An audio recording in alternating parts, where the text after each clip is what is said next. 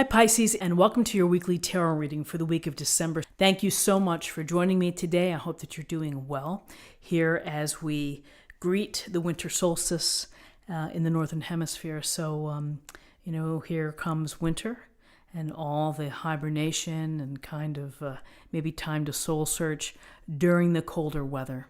So for this week's reading, I'm going to take a look at the awareness for the week, guidance and possible outcomes. I will also choose a couple of oracle cards as well. And again, this is for any sun, moon, or rising Pisces sign. Let's see if I can get these squared up. Okay, so we have the Fool, the major arcana. We have the High Priestess, also the major arcana. And we have the Eight of Wands. So the Fool, you see the finely dressed fool here standing on the little precipice. And he has what he needs. He has his knapsack. And there's a sense of freedom and you could just see in the glowing sun, he's ready for what's new. He's ready to take on what's new. The dog is either excited or is saying, look out below. And, the Fool is it's the way that we bring in the new into our life. New paths, new hobbies, new people, new friends, new locations, new adventures, new experiences. And these journeys bring all types of interactions and ups and downs where we are able to benefit from those situations and where we grow. Plus, the Fool represents finding the carefree feeling that that you have when you start something new, the excitement, looking forward to it. Often we say taking a leap of faith. And for some, it may be, jumping into the deep end of the pool and just seeing what happens from there. So with the Fool, there's this sense that something new, you may be having your eyes on something new.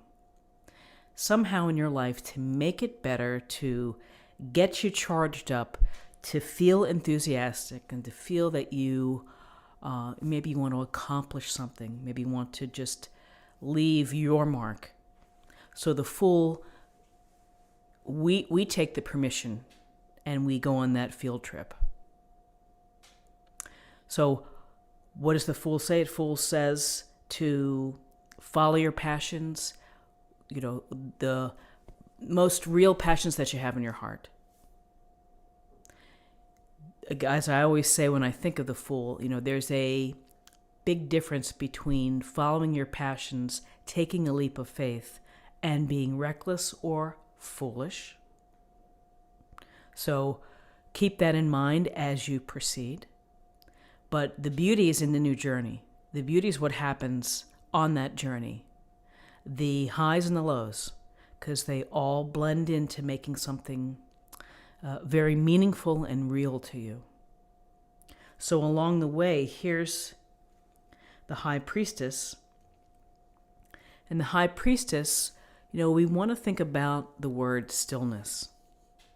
Because through the stillness of the High Priestess, she accesses her own information of tuning in, channeling in, receiving the messages, listening to dreams, seeing the numbers, everything, the hunches, the feelings. And she takes this being passive in this stillness and she considers and contemplates what's going on. So having this sense of yourself, of really what's below the surface within your life with our subconscious, is very powerful because it says trust your intuition, trust your inner guide. Don't always be quick to dismiss your intuition. There are cases that in addition to the logic, the facts, the what's real, is that we also have to put in the equation the feeling. What are we feeling below? So with the High Priestess, as you consider the new path, listen to your gut. trust your inner self.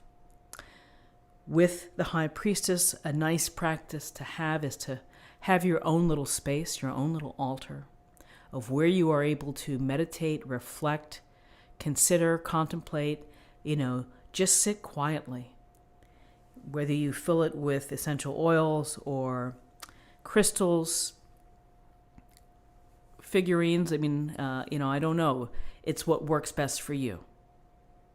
And again, it's the realization that everyone has the ability to tune in psychically, to have these very real hunches, dreams, and messages that mean something.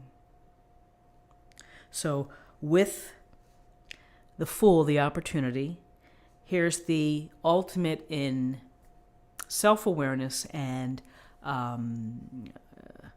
knowledge. Here's the Eight of Wands. And the Eight of Wands is such a beautiful illustration. And it's the 8 wands in the sky. And it represents, we have a lot of projects going on. We have a lot of activity. We have new projects beginning, new projects ending. The cycle never ends. You may feel busy on Friday. You may feel that you have a lot on your plate. You may be communicating with many people. Maybe it's time to go out and have some fun. Maybe some of you are getting together to catch up over the holidays, but there's a sense here of things being busy, a lot going on. There's also a sense here of communication, of news. Either you receiving news, receiving opportunities, or possibilities. You might have to make quick decisions. You may have to respond quickly by a text, phone call, whatever it may be. So there's this idea that some news is either coming into you, or you just feel that the pace is moving rapidly, that things are swift in your life. You have just a lot going on. And in this time of life, in this century, there's a lot going on for everybody. It's just how we live now. So I love this, having the High Priestess here, which is take a moment to be still. Take a moment to reflect, to think about what lies beneath you. The hidden talents, the thoughts, what's percolating. That's important. And it's important for you to have the intuitive guide, the hunch that's saying, I need to take this leap of faith. I really need to try to incorporate what I hope to do somehow in my life, whether it's a little bit or whether it's a lot. It's up to you to move forward and to go for it. So a very nice spread for the day. Let's take a look at what we have for numbers. We have 2 and 8 is 10. 10 reduces to 1, and 1 is about new beginnings. It's about a new cycle. About being a leader and being original. Be original. Be who you are, and certainly much more fulfilling when we live life authentically. Okay, so let's see what an oracle card has for us in terms of affirmations.